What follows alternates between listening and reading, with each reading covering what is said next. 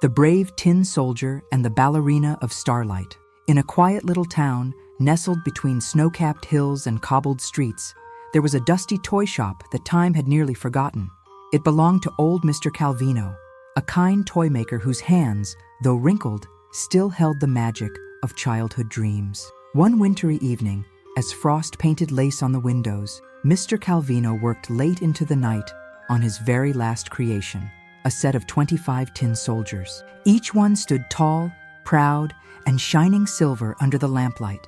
But the final soldier, something unexpected happened. The melted tin ran short. When the last mold cooled and cracked open, the soldier stood with only one leg. Still, his stance was proud, his eyes brave, and his heart full. Mr. Calvino placed him gently in the box with the others. "You, little one, are special," he whispered with a twinkle in his eye, "perhaps the bravest of them all." The next morning, the toy set was gifted to a little girl named Alara for her 7th birthday.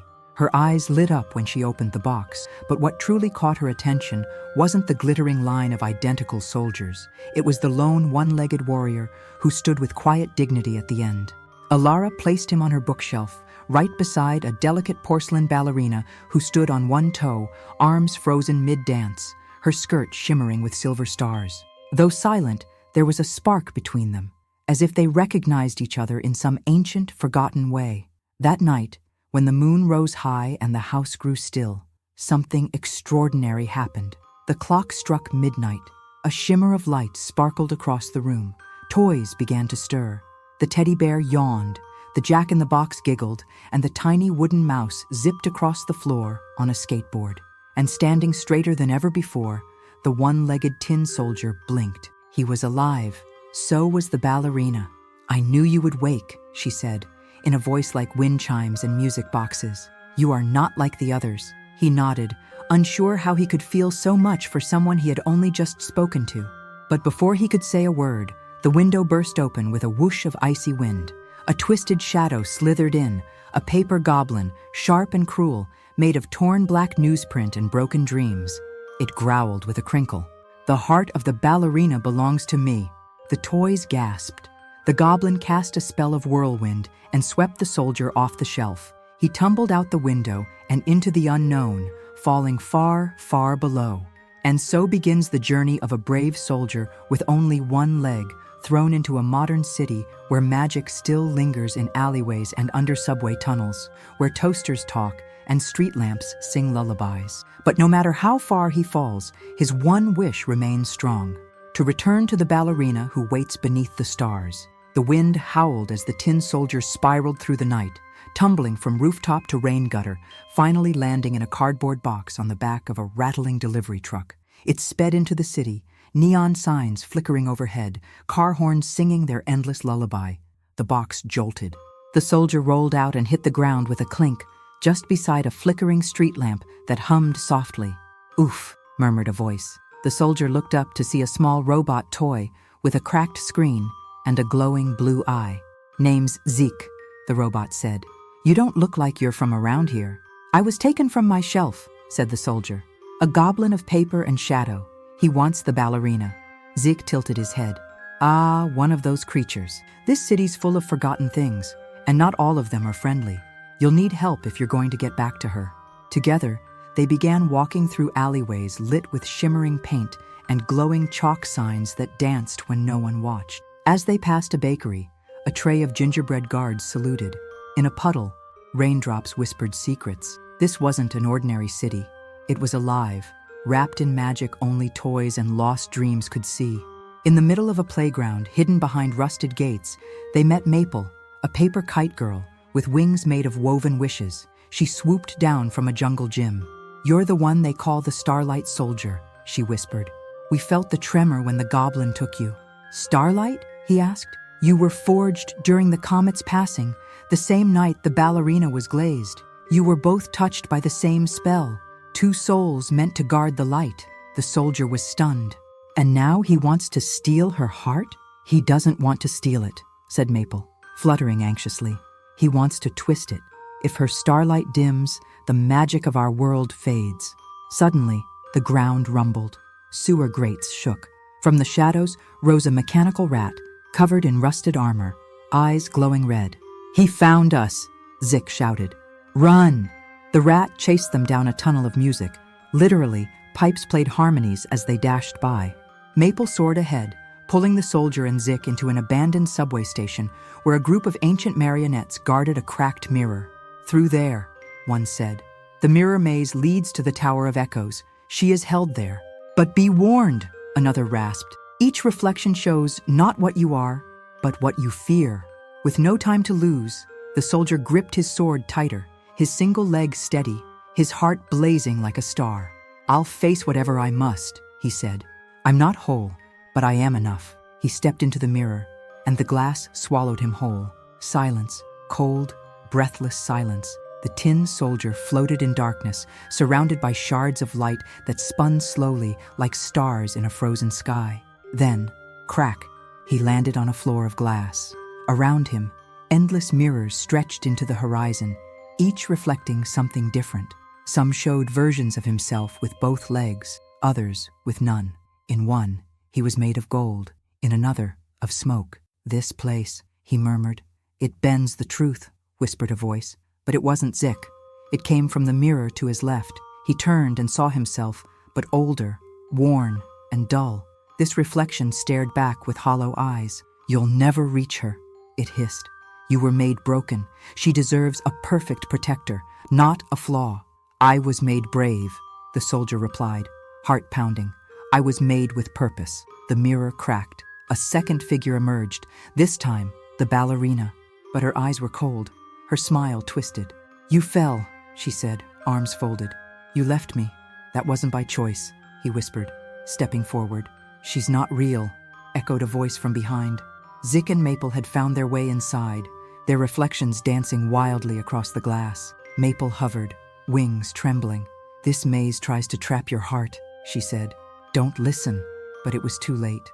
The walls shifted, the path folded. Suddenly the soldier was alone again, standing before the final mirror. In it, he saw a scene he had never lived, the ballerina, spinning under moonlight, with the paper goblin beside her. He had woven himself into her ribbon, whispering venom into her ear. Her glow dimmed. "No!" the soldier shouted. He raised his sword, but the mirror swallowed the blade. From the shadows stepped a tall, cloaked figure made of shattered glass. Its voice was many voices at once. "You fight for something fragile. Why? What does a soldier with one leg know of love?" He answered without hesitation. "It's not about how I stand. It's why I keep standing." The light in his chest pulsed, bright, sudden, wild. A beam of silver shot from his heart, shattering the figure. The maze shook. Cracks raced across every mirror. The illusions crumbled, and in their place, a door of light appeared. The soldier stepped through. Beyond the doorway, high atop a spiraled tower, the ballerina waited in silence, her eyes closed, a single tear on her cheek. The goblin stood guard at the gate, taller now, fed by fear and doubt, swirling with darkness. The soldier tightened his grip. The final battle was near. The wind around the tower howled like a chorus of lost lullabies. Clouds churned in the sky, and silver lightning streaked the heavens as the tin soldier stepped through the door of light. Behind him, Maple and Zik hovered close, their expressions etched with awe and fear. Before them rose the Tower of Echoes, twisting stone wrapped in ivy, where voices whispered from every corner, memories trapped in the very mortar.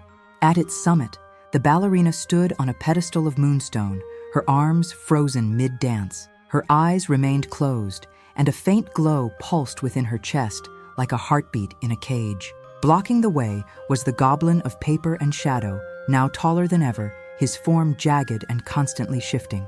He wore fragments of old letters as armor and ribbons of sorrow as a cape. In his hand, he held a quill that dripped ink as dark as tar. "You've come far," the goblin growled, "but you're still just a toy."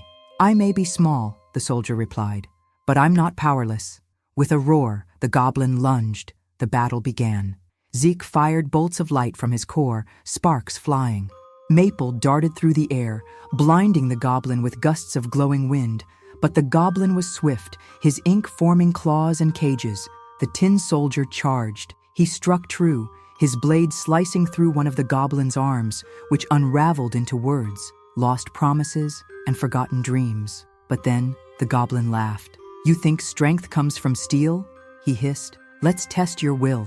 He plunged the quill into the floor, and the ground around the ballerina turned black. Her pedestal cracked, her light dimmed. "No!" cried the soldier. But the goblin was fast, surrounding the ballerina in chains made of paper memories. The soldier pushed forward, crawling, his leg trembling, his arm dented. And then it happened. He let go of his sword. He didn't need it. Instead, he reached out and touched the ballerina's hand. Warmth surged from their connection. A glow spread between them, brighter than the moon, louder than thunder. The chains burst apart in an explosion of stardust. The goblin shrieked, his form unraveling, words scattering to the wind, and the ballerina opened her eyes. She smiled. "I knew you'd come," she whispered. The goblin vanished with a final echo of sorrow. The sky cleared, but the soldier was still. His colors had faded. His one leg was bent. The ballerina knelt beside him. "Don't leave," she pleaded, holding him close. Zick and Maple circled above, silent. Then, a miracle. From her heart, a drop of starlight fell onto the soldier's chest. His tin shimmered, his body mended, and where once was only one leg, now he stood on two, whole not just in shape, but in spirit. The wind softened. The tower, once dark and trembling, now shimmered with threads of dawn. Petals of golden light drifted through the air like snowflakes from a dream. The tin soldier stood, whole for the first time. Two steady legs. A heart reborn not from metal, but from memory, meaning, and the magic of love. The ballerina's hand stayed in his, her eyes glowing softly. Below, Zick landed with a joyful flicker, and Maple twirled through the air, her tiny voice humming a melody older than the stars. The tower's stones began to hum in harmony, and the whispers in its walls turned into a lullaby of hope. Together, they descended the spiral staircase. But something had changed. The world around them was not the one they left. The streets were no longer gray. Where once stood silent buildings, now grew trees made of crystal leaves. Rivers of light flowed through the alleys, and the toys, forgotten and dusty, were alive, laughing, playing, dancing. Even the old music box turned on its own, filling the air with the tune that had once only played in memories. A child, wide-eyed and barefoot, ran to them. "You're the ones from the legend," she cried. "The soldier who walked through storms, the dancer who lit the stars." More children joined, more toys followed. A parade formed, and then, from the clouds above, Queen Leora emerged, a being of clouds and candlelight, the guardian of wishes, made in silence. She smiled down upon them. "You restored balance," she said gently, with courage, with kindness, and without asking for reward. As a gift, she waved her silver fan, and from its folds came a storybook, its pages blank. "This," she said, "is your story now, but also theirs." She handed the book to the child. The tin soldier looked up. "We were just trying to find our way, and in doing so," the queen replied, "you showed others theirs." The ballerina kissed his cheek. "Shall we dance?" she asked. He bowed with grace. "Always." And as they twirled beneath the starlit trees, the sky bloomed with fireworks made of fireflies. The kingdoms sang, the toys rejoiced, and in a world where once only silence echoed, now every heart beat to the rhythm of wonder. Just as the last firefly faded into the dawn sky, the queen's storybook quivered in the ballerina's hands. Without warning, its pages fluttered open, and a single glowing phrase appeared. "Not all wishes stay lost forever." A breeze spiraled around them, warm and sweet like spun sugar. Lights sparkled in the sky above, and a swirling portal opened beneath their feet. Zick squeaked in delight. Maple clung to the soldier's shoulder, and together they were whisked away. When they landed, they stood at the entrance of a floating carnival, suspended in a sky of violet twilight. Giant carousels turned in slow, dreamy motion. Lanterns floated like jellyfish through the air. But this was no ordinary fair. It was built from lost dreams. A wooden elephant tiptoed on cotton clouds. A violin played itself in the distance. A balloon whispered, "I was once a birthday wish." A voice greeted them, Luma, a young wish who had never been made. She sparkled faintly, almost invisible. "If you help me find my purpose," she said, "you'll find yours too." Together, they entered the carnival. But behind the wonder lurked something broken. Forgotten wishes turned bitter had begun to unravel the magic, and time ticked backward inside the mirror maze. The maze loomed ahead, tall walls of mirrored glass, each pane flickering with scenes from the past. Inside, the reflections didn't show appearances, they showed memories. The tin soldier was pulled into a corridor, lined with images of him alone in a toy box, dusty, discarded, his single leg shaking. "You were never enough," the walls whispered. "You were just broken metal." The ballerina wandered deeper into her own path. She saw herself dancing endlessly for no one, her beauty admired, but her voice ignored. "They only watched," her reflection said. "They never truly saw you." The maze tried to trap them in those old truths. Maple cried from behind a wall of memories. Zeke flickered like a candle in the wind. But then the soldier remembered. The queen had chosen them not for their perfection, but for their courage. He pounded the glass with his shield. "We are not just what we were," he shouted. "We are who we choose to be." The mirrors shattered. The illusions faded. And in the center of the maze, they found Luma waiting, brighter now, her form becoming clearer. "You've given me belief," she said softly. "Now I can shine." Exiting the maze, they found themselves in a tranquil grove of ticking flowers and chimes that grew like fruit from trees. This was the clockmaker's garden, where time was grown, nurtured, and tended. There, among the bronze lilies and golden roots, lived Elio, a gentle soul with gears for eyes and vines wrapped around his arms. "The goblin's ink tainted the roots of time," he explained. "Moments are twisting, years fall backward. If we don't wind the heart of time, the world's story may stop mid-sentence." He led them to a giant tree, the Everclock Tree, its trunk shaped like a spiral staircase, its leaves made of turning pages. But a wall of thorns surrounded it, pulsing with doubt and fear. "Only those whose hearts beat in harmony may enter," Elio warned. The soldier and ballerina reached for each other's hands. The thorns trembled. With Zik and Maple following, they stepped through, together. Deep within the Everclock Tree was a hall lit by an eternal fire, the timeless flame. It whispered no words, but burned away illusions and lies. Elio's voice echoed, "Only truth may pass." One by one, they stepped into the flame. Maple flickered with fear. "What if I was never brave?" But the flame warmed her instead of burning her. "You flew, even when afraid." Zik trembled. "What if I fade away?" The flame shimmered gently. Even sparks changed the dark.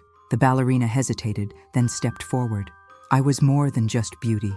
I always wanted to be heard." The flame surrounded her like a glowing ribbon, nodding in silence. Finally, the soldier stepped in. "I've failed. I've broken. I've doubted," he said. The flame roared, then softened. "But I kept walking," he whispered. When they emerged, the thorns vanished. At the heart of the Everclock Tree hung a crystal sphere, the heart of time, pulsing like a sleeping star. The ballerina reached out, and as her fingers touched it, the sky filled with constellations, each a wish they had helped, each a story reborn. Elio appeared beside them, smiling gently. "I was once a forgotten wish too," he said. "The queen's first one." The soldier placed the storybook beside the heart, its pages filled with golden ink, writing a new tale, not of what was, but of what could be. Their story, not bound by endings, nor trapped in beginnings. The carnival below was now alive with song.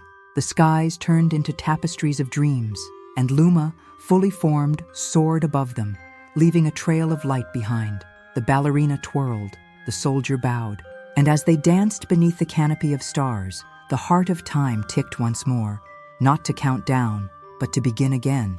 A new chapter, a world restored, a love everlasting.